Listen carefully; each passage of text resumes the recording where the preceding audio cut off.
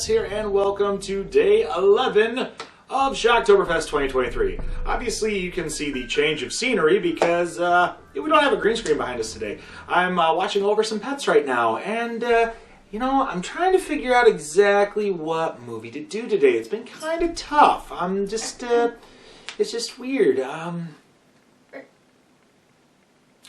hi! Hi!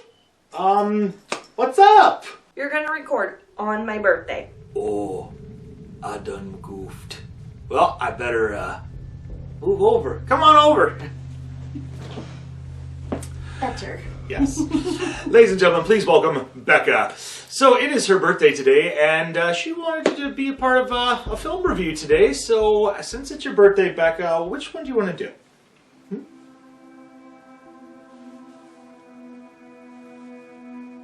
Oh, no, not that one.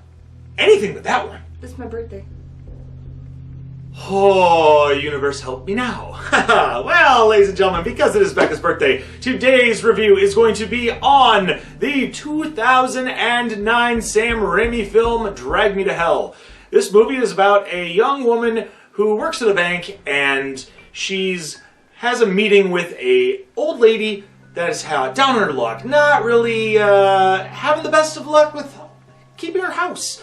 And there's nothing that the young girl can do, and then the old woman gets mad, puts a curse on her. She has 3 days to have it lifted. In the midst of all this, the woman's boyfriend is trying to help out as best as he can, and when she finds out a little bit more from some of the supernatural mediums, she goes to go talk to the old lady. Turns out she's dead, so she's got to figure out a way to give an accursed item back to her or someone else. In the midst of all it, she tries, and unfortunately, she fails. I had to give a spoiler alert on this one, because this is one of those movies that's a Sam Raimi film, so there's a lot going on. So you need to go on your streaming services and rent yourself a copy. So it's time to talk about the things that we like and what we don't like. So, Becca, since it is your birthday, I'm going to let you start off. So, I don't know if Evan has told you everything, but horror is pretty new to me. And this was one of the first movies that he had me watch. There's a lot of good jump scares. She jumped a lot. It's scary. I like a lot of the effects are really good. The one thing that weirded me out was the obsession with Christine's mouth. When the old, with the hand and the mouthing, and it was weird. It was weird. I get that. I mean, in a lot of Sam Raimi's previous films, there is a lot of oral fixation, especially with blood or some type of fluid that is shooting out of a dead person's body, and it's just that gut test that Sam Raimi likes to do. Anything else that you like about the film? Okay. I mean, I can agree with Becca on this one. I mean, I've watched a lot of Sam Raimi's films, especially the classic Evil Dead series, which this movie takes a lot of nods from the Evil Dead series, from the camera effects to the demonic possessions. I mean, even when a goat gets possessed, it has very much the physical expressions of the dead deer or the dead moose that's hanging on the wall in Evil Dead 2. I know sometimes it's a deer's head in the movie. In the musical, they have a dead moose head, so I have to throw both of those in there. Other than that, I mean, it's a breath of fresh air because they did throw a lot of that Evil Dead-esque type qualities, a lot of the dark humor, and yeah, the blood and gore effect. Not always just blood, but I mean just the jump scares of everything just in your face, and I like that. Now it's time to talk about what we don't like. Becca. Like I said, the mouth things was weird for me. Okay. It was weird for me. I was very upset at the ending. Very upset at the ending, and I realize that it's not all rainbows and butterflies in horror movies, but I'm still really upset.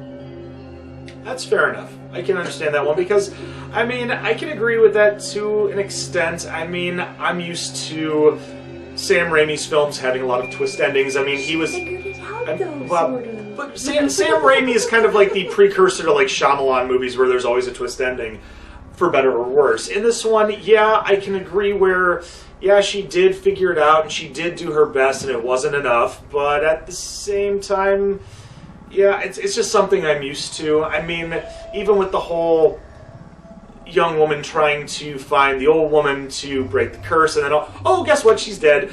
Very similar to things along the lines of, not exactly the same, but along the lines of like Stephen King's Thinner, where somebody gets a curse put on them and they're trying to get it set off, and then they have to do all these hurdles, jump through hoops, and make it all better, and in the end, it doesn't always pan out that way.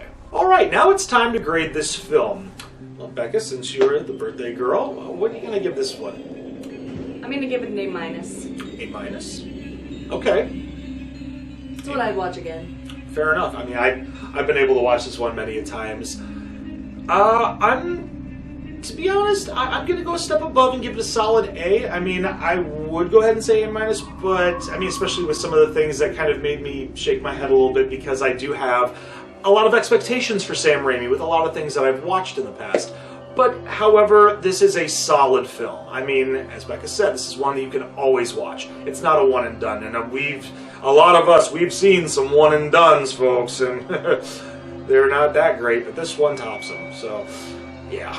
Well, we hope you enjoyed this episode. Make sure that you leave a thumbs up. If you didn't agree with us, you can leave a thumbs down. Totally get it. Other than that, make sure you share on social media, and most importantly, push that little red button and ring that bell for instant notifications. Until then, I'm Wallman Wes.